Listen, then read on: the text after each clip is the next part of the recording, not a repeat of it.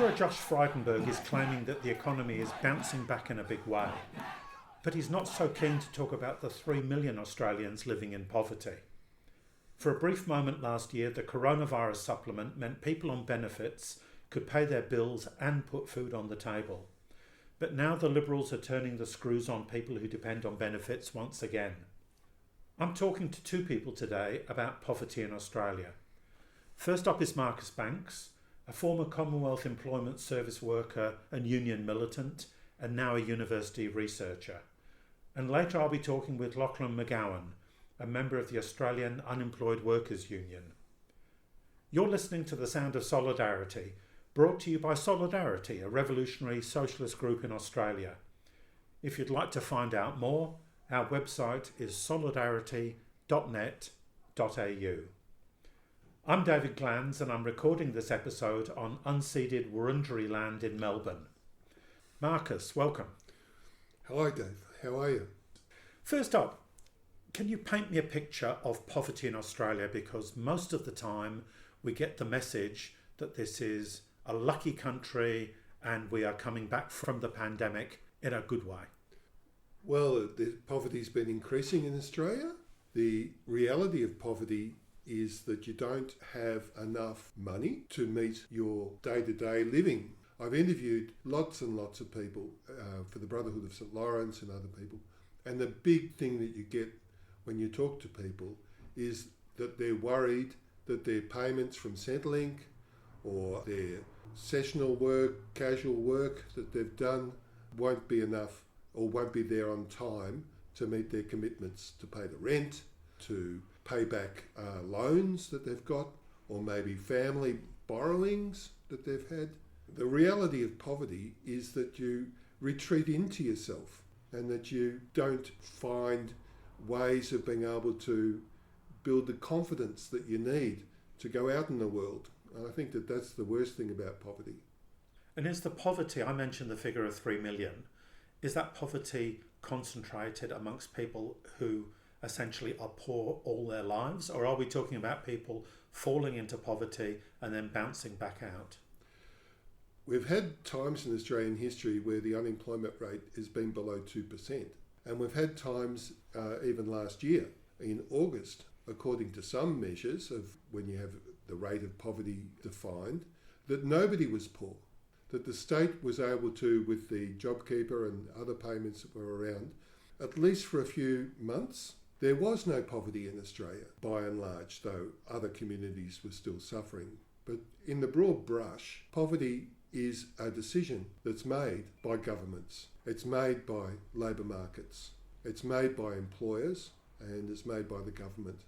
People drop in and out. We did some research around New Start allowance and found twice as many people receive New Start allowance in any given year than what the figures would indicate.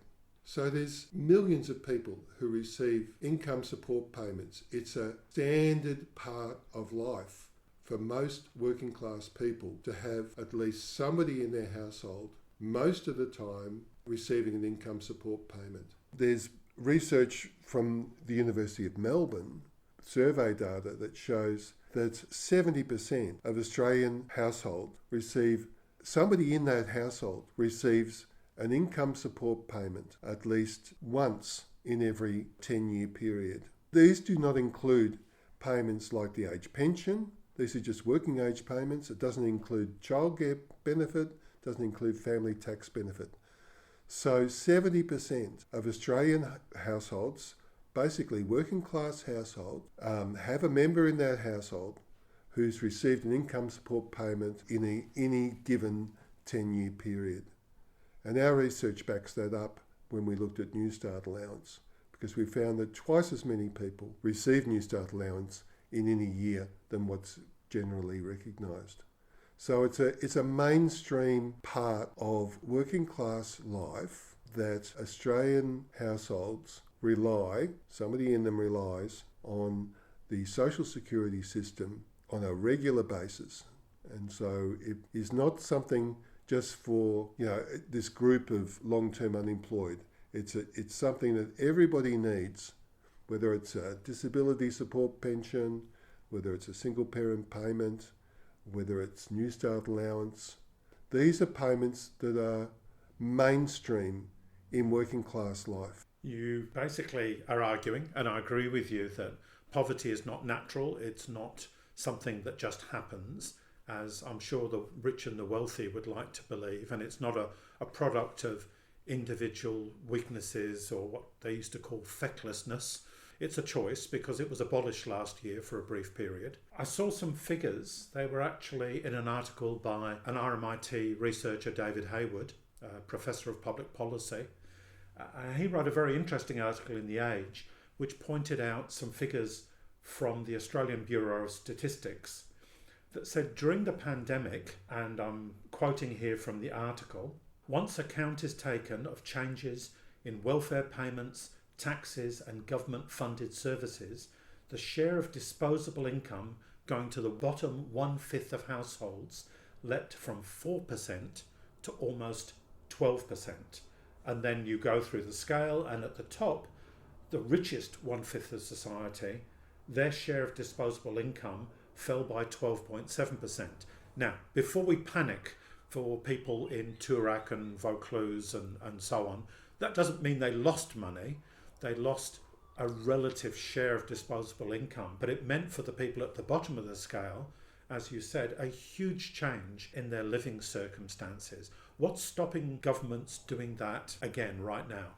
Because the Australian state is about maximising the rate of exploitation amongst working class people. That's the basic reason. Health, welfare, education has to be delivered as cheaply as possible, but sufficiently so that there are enough socialised, educated and trained people that will work. There's a general understanding that what's so-called welfare, the benefit of welfare is really for poor people. And I think if you step back and see the purpose of the social security system is benefiting capitalism, then I think you're on firmer ground there, because you don't want to have too many sick people.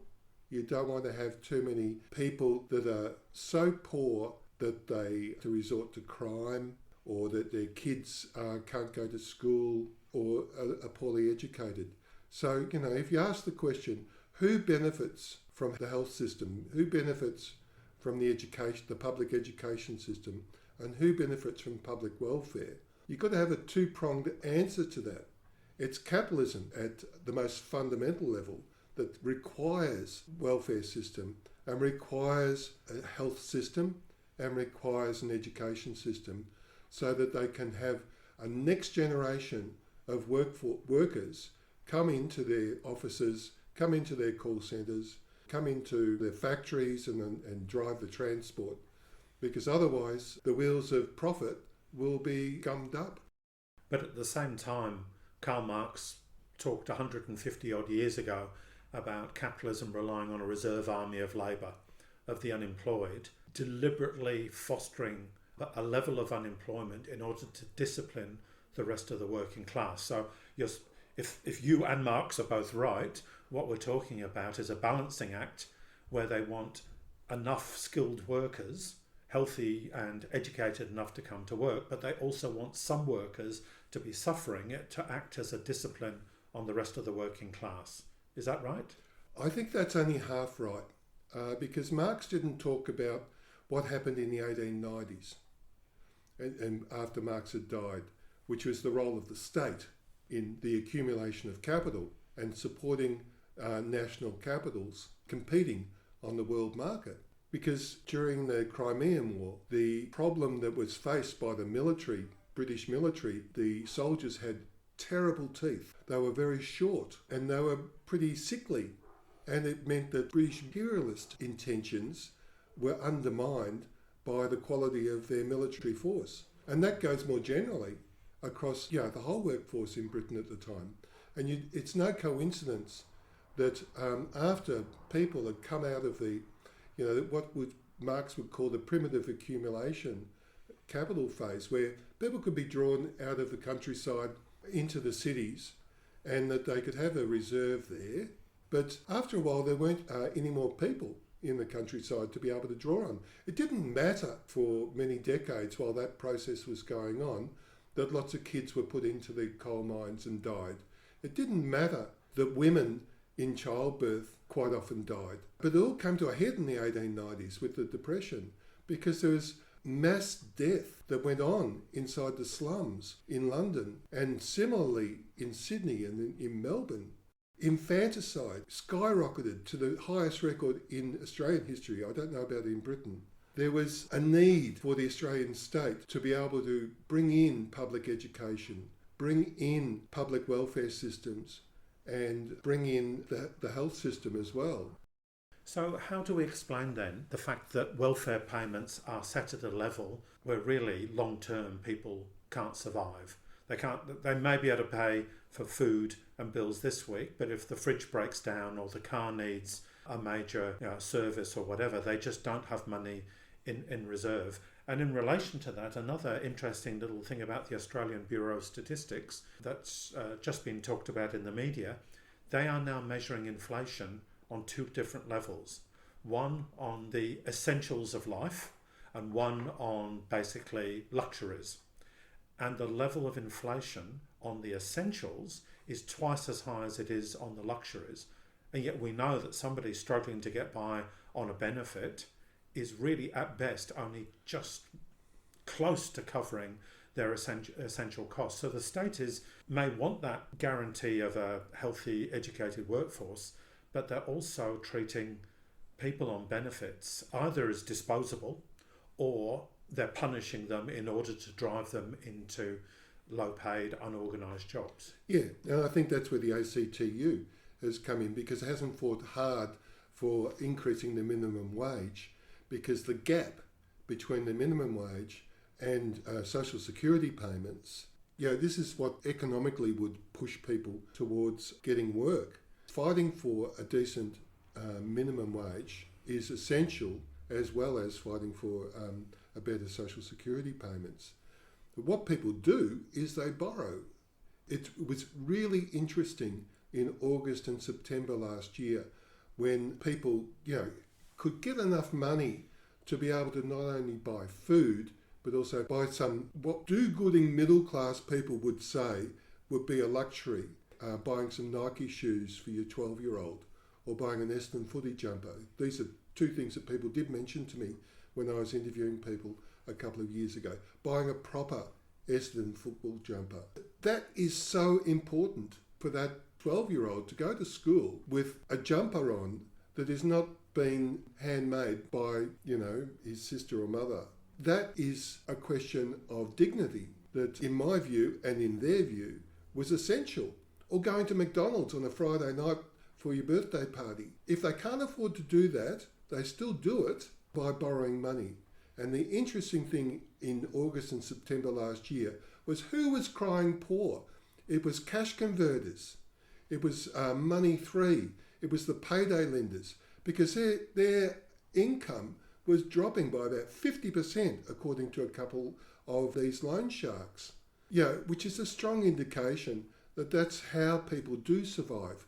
Is they borrow from their friends and family, but they have to pay it back at some point, or there's massive tensions at home.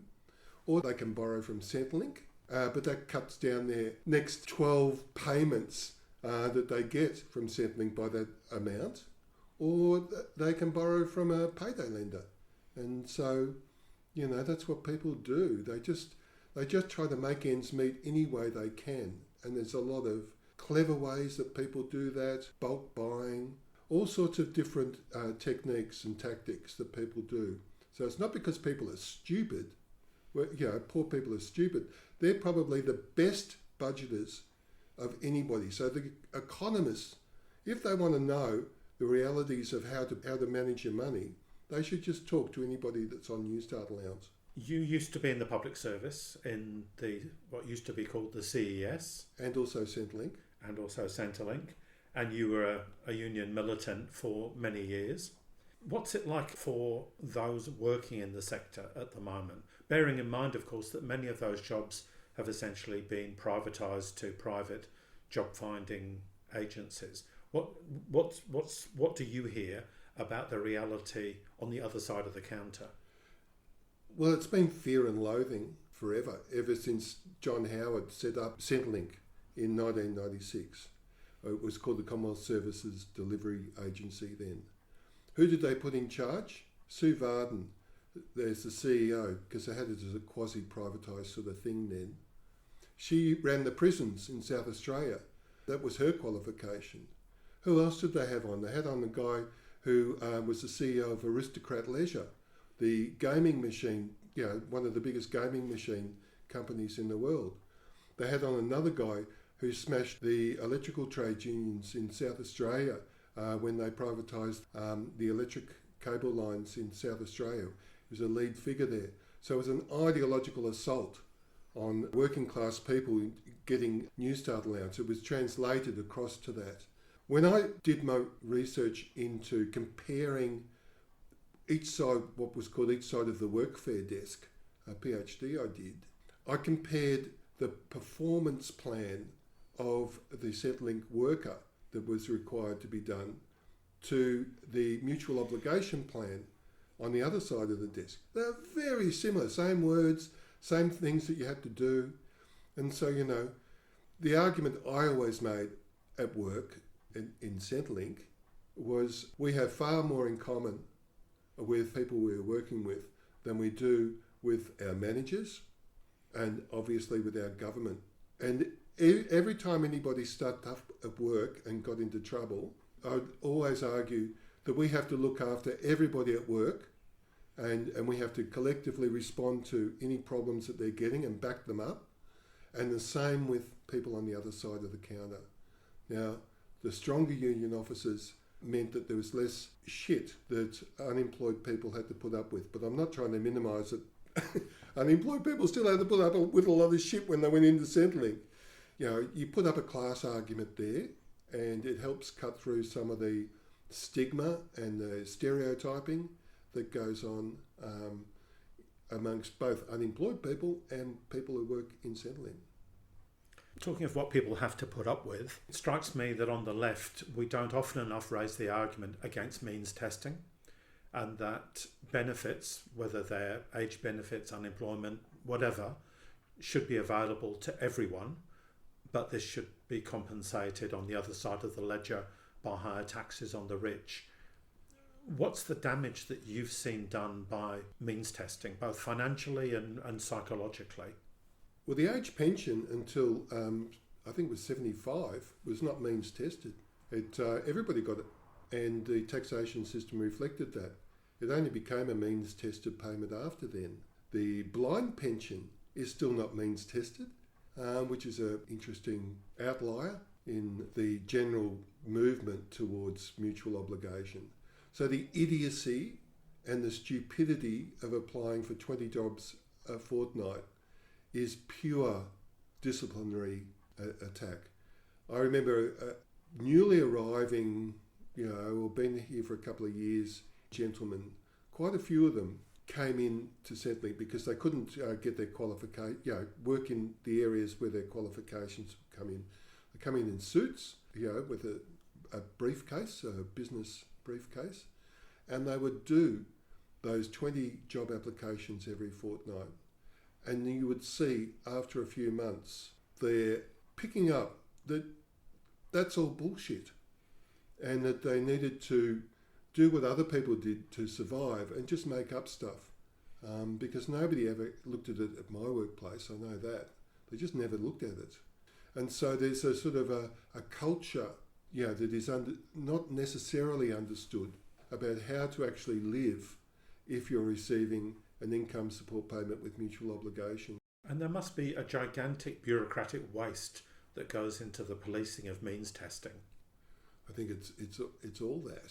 I'm unpopular of the view that universal basic income, because people talk about it as being the panacea but to be able to pay, everybody should be paid a pension rate at the proper. That would be the minimum you would think to be able to survive, for more than a couple of months. And universal basic income's not going to do that. It's only a proportion of that. And it also lets off the hook the political industrial campaigns that are needed to be able to fight, to put on the same criteria. They fought to sort of privatise Medicare, and in 76, the Medicare strike occurred, I think it was that year, and there was a massive response to the trade union movement. The same sort of response is needed around income support, and because they're both essential for a decent working class standard of living. It's what you could call the social wage.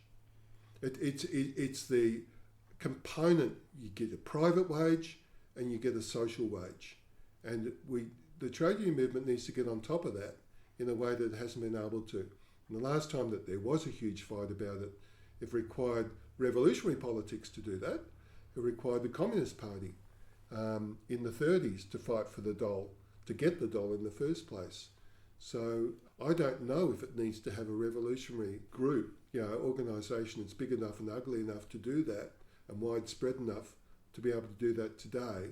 But it certainly needs a social movement that's linked to the strength of the trade union movement to talk about income support payment in ways that are not, this disparaging idea of welfare needs to be rejected, and saying that this is for our standard of living, that we need decent health, we need decent public education, and we need decent public social assistance when we need it.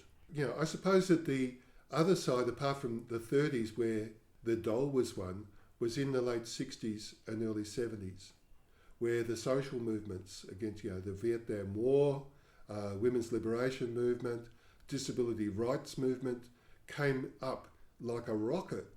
In the late 60s, 9 out of 10 unmarried women who had a baby gave up their babies for adoption. 10 years later, due primarily to campaigns by women to get the single mother's benefit, and they had fantastic campaigns. They went into ministers' offices and other parliamentary offices and put down a picnic blanket, and 5 or 10 of them would bring all their kids with them, and they would let the kids run wild, and they'd have a picnic. It just caused this big campaign to develop, and so they got the single parents benefit in the early 70s. I think it's the most telling indication of the women's liberation movement and the impact it had was that, in the late 60s, 9 out of 10 unmarried mothers who had a baby gave them up for adoption. 10 years later, it was the exact opposite. 9 out of 10 women who were not married did not give up their kids for adoption. They kept them. They could afford to keep them as well because of the single parents benefit, but they felt the right to keep up their kids as well. Miss Australia, who is from South Australia, came over to Melbourne during the campaign by the Single Mothers, Council for Single Mothers and Their Children. It was called the campaign group. And she got on the front page of the Herald, which was an afternoon daily at the time, saying, "I will keep my baby." This was in 1973, I think, that that was on the front page of the Herald. And she led that campaign along with a lot of other single parents, and it was driven that way. I just think that the impact of social movements can be profound on both fighting for the money to survive and also the attitude about, this changing social attitudes about what it is to have children. And I think that was even more powerful to me than the campaign against the Vietnam War. Well, that's a fantastic note to finish on. Thank you very much for your time, Marcus. Thanks, Dave. My second guest today is Lachlan McGowan. Lachlan is a member of the Australian Unemployed Workers Union, and he's speaking to us today from unceded Ngunnawal land in Canberra. So welcome, Lachlan. G'day, comrades. I want to kick off by talking about poverty, because for a very brief period last year, when the Liberals were forced to take emergency measures with the pandemic, and they brought in the coronavirus supplement, which pretty much doubled the level of job seeker, for a brief period, as I think we've mentioned earlier in the programme, poverty was abolished. Now, that isn't the case today, despite the $50 increase in the base rate of JobSeeker. So can you paint a little bit of a picture of the problems that your members and more broadly people on JobSeeker and benefits are facing? The main problems that we are facing, returning poverty to people on JobSeeker with reducing the rate, is everyone is suffering from all sorts of different health problems, various health problems that you can't fix without money, that the Medicare system is not adequate to fix.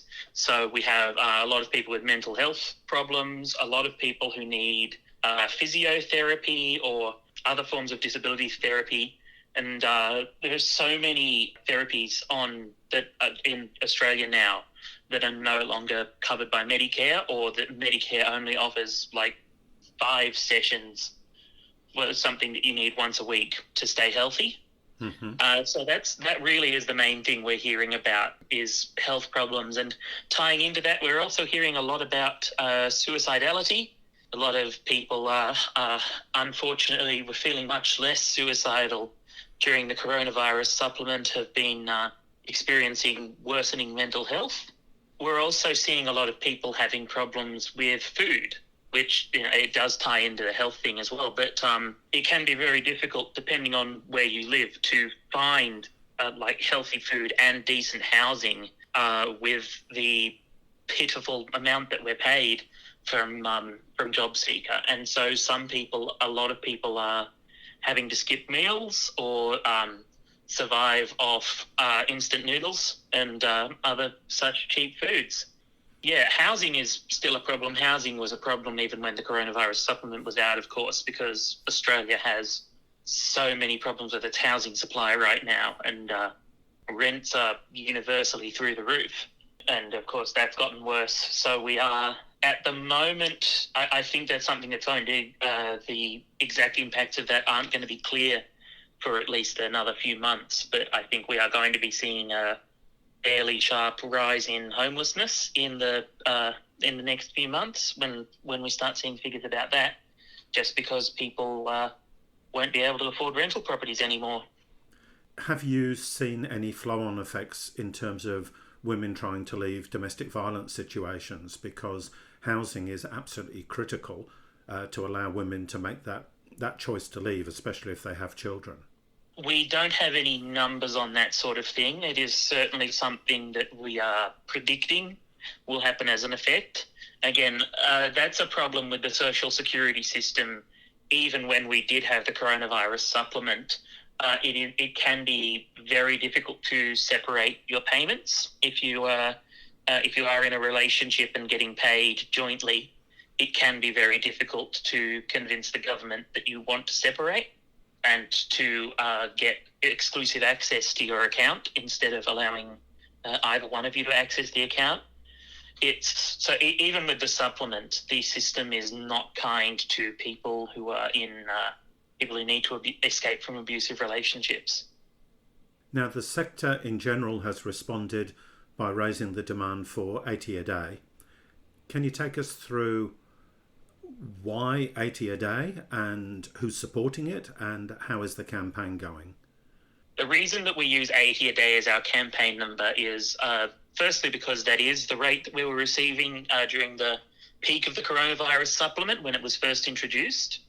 And secondly, it's to do with the Henderson poverty line. The Henderson poverty line is the best measurement we have of relative poverty in Australia.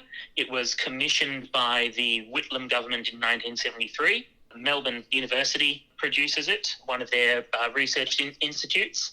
After the dismissal, the government, both Labor and Liberal, walked away from the Henderson poverty line. The government currently has no official definition of poverty, but the Melbourne Institute at Melbourne Uni does continue to produce the Henderson poverty line reports. During 2020, 80 a day was the Henderson poverty line. It has actually increased. It's now something like $83 or $84 a day. But we keep the 80 a day campaign because it has strong momentum. And who's come in behind the campaign?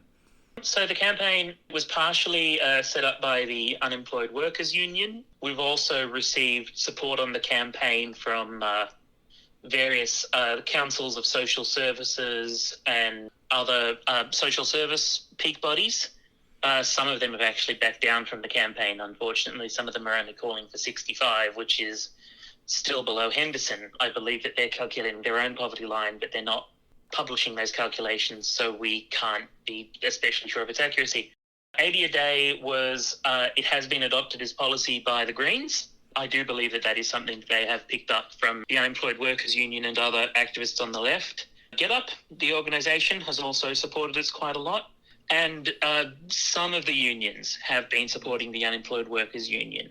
It's a little bit divisive. The Unemployed Workers Union doesn't get along with Unions Australia and the peak trade union bodies, but there are some individual unions that support us, like CFMEU Canberra had a big presence at the 80-a-day protest in Canberra. On the other hand, I grew up in Newcastle where the CFMEU were terrible, so I think it varies from site to site, from state to state, which unions are actually supporting the 80-a-day movement, but there's at least some support coming from the trade union bodies. And the elephant hiding in the corner of the room, hoping no one will see it there, is of course the Labor Party, who say they're for more, but never quite put a figure on it. Have you got people inside the Labor Party who are sympathetic to the campaign? It's very difficult to be sure of that at the moment. The Labor Party, their communication strategy seems to be to lock the left faction down and don't let them say a word. Yeah, they're letting Fitzgibbon run off his mouth about whatever he likes, but they do seem to be keeping the left faction down. And their welfare policy seems to be, I guess we'd like to increase it, but we'd need to form a committee, to form a subcommittee, to produce a report, to produce a white paper, to investigate the possibility, rather than just saying, yeah, we'll raise the rate. And of course, the problem with that kind of attitude is that we kind of need the money now. We actually, the longer it takes to raise the rate, the more people are going to suffer. Absolutely. So, I mean, as ever, it comes down to the weight of the campaign on the ground. Obviously, if you were able to shift more unions into your camp, that could well have an impact on the Labor Party. But yeah, it's a possibility. There are some very, very strange arguments that go on Twitter about where the AUWU stands. We're variously accused of being a Green PSYOP or a Liberal PSYOP against the Labor Party. But I think that the problem is that we're actually making concrete demands from the left, and the Labor Party's not used to facing concrete demands at the moment. Now, I just thought perhaps we could move on to talk about mutual obligation. The very concept is hugely problematic because it implies that people getting benefits are leeching off the state and therefore have to give something back in return. And the way it operates can be capricious and cruel. I'm on JobSeeker. A couple of weeks ago, I was told that I hadn't applied for a broad enough range of jobs and was told to apply for 7 more or else I'd lose benefit. So if you apply for a job as a brain surgeon or a truck driver and you're not qualified for either of them, you can be dobbed in for time wasting. But if you apply only for the jobs you're skilled for, then you can be punished for not looking more broadly. Now, that's just my experience. I'm sure you've got a lot more stories you could tell. The basic idea of the mutual obligation system, well, first of all, as you said, the word mutual is completely inappropriate because it is all the demand is placed on the job seekers. We're the ones who have all the obligations while the corporations get all the benefits. But basically what happens in the mutual obligation system is that we have various private companies that do Centrelink's dirty work. Some of those companies are secular charities, some of them are religious, and some of them are for-profit entities. The for-profit entities are the ones where we get the real nightmare stories, but we rarely hear anything good no matter who's organising the mutual obligations. But basically, we need to, at least once a fortnight, visit one of these private entities. We need to prove to them that we have applied for some absurd number of jobs per fortnight, and they will very often force us to do either some pointless training course that they arrange, which is always absolute lowest common denominator training, stuff like how to spell check your resume or how to tie a tie. And they also force us into the Work for the Dole program, if on occasion. The way these companies work is that the government pays them a quite sizable bounty for literally anything they do. They get a bounty for helping us find work, but they also get a bounty for putting us into one of those classes or into Work for the Dole. They get a bounty for, I don't believe it's confirmed they get a bounty for pushing us off our payments, but I wouldn't be surprised if they did. And on top of that, the job applications per month thing, it actually is causing damage to business, because there are businesses that are not capable of receiving the huge flood of applications that the mutual obligation system demands. They have to use arbitrary methods to check through their job applications. Instead of actually being able to choose the best candidate, they are forced by the mutual obligation system to choose candidates at random, which makes things worse for everyone. Even the party, allegedly the party of business, the Liberal Party, is making things harder for businesses because they really, really want to punish job seekers for being unemployed. Absolutely. And now there's a new threat. In fact, as we speak, Parliament is debating a bill which, according to the Liberals, is going to streamline social security law and reduce the administrative burden for welfare recipients. But there's a real sting in the tail that it's going to lead to most new job seekers losing $450 on average. Can you tell us a bit about this legislation and why it's such a threat? The way the monetary loss works is, at the moment, once your application is approved by Centrelink, once your application for welfare is approved, then you will start receiving payments. And then they will get you into mutual obligations after you've started receiving payments. The big change that the bill is making, and the reason it's going to make us lose the average of $450 on a new claim, is that when we make a claim, we are not going to start receiving payments until we enter the mutual obligation system. So Centrelink will, look at your claim and approve it, but they won't backdate your pay. You'll have to go straight from Centrelink to a job agency, to one of these private job agencies, and you will have to sign their contract before you actually start receiving pay. Now, the enforcement of these contracts has yet to be challenged in court. The Unemployed Workers Union believes that the contracts would be found unlawful if they were ever actually challenged, but of course that would require us to afford lawyers to take it to the High Court. This isn't a small number of people. The Department of Employment has told a Senate inquiry that they expect this to affect 144,000 people a year, because of course there are lots of people who come in and out of the system, and each time you come in you're going to have to jump this hurdle. So we're talking about really substantial effect, and if the average is 450, they're obviously assuming that some very vulnerable people without internet access or people who have behavioural difficulties or whatever, may be much, much slower in signing up. That's the thing, like the quote-unquote streamlining is that they are moving more of the mutual obligations to purely online systems. But of course that means that if you are not able to access a purely online system, then you are not able to access JobKeeper. If you do have some disability or vulnerability that makes it more difficult for you to use the internet, then you can't get JobSeeker. Or for that matter, if you have some disability or some difficulty in actually reaching a mutual obligations office, then you're also going to have more difficulty with accessing JobSeeker.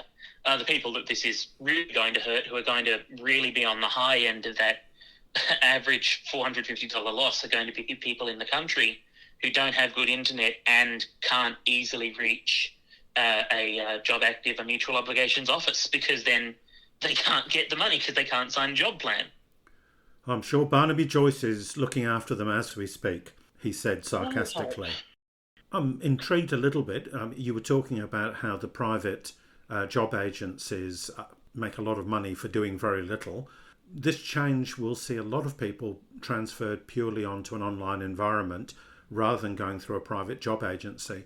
What's the UWU's position on that? Is that a step forward or a step back, or...? That's an interesting one. I believe that these online services are largely going to be managed by the job agencies, so we expect very little. The AUWU's position is that that all the job agencies should be abolished and returned to public hands, as they were back when the Commonwealth Employment Service existed. Thanks very much for joining me today, Lachlan. How can people get involved in the UWU if they've been fired up by this conversation? If you are an unemployed person, membership is free because we don't expect dues from people who can barely afford to eat, of course. There is the option of what we call the solidarity membership, which is for those people who can afford to pay a membership, people who are in employment. Our Twitter presence is where we have the most active members. So if you follow the Aus Unemployment Twitter with no spaces, you can visit the website as well, which is auwu.org.au. Most of the organisation is done at the level of local chapters. So if you do have a local chapter of the AUWU, please join up. At the moment, our biggest local chapters are the Melbourne, the Illawarra and the Canberra chapters. But we are, of course, always trying to organise them in new regions. There's a few more trying to get set up in New South Wales and Queensland. Thank you for joining us, Lachlan, and good luck, comrade. Yeah, thank you very much, comrade. And I do hope that things improve for the unemployed of Australia sooner rather than later.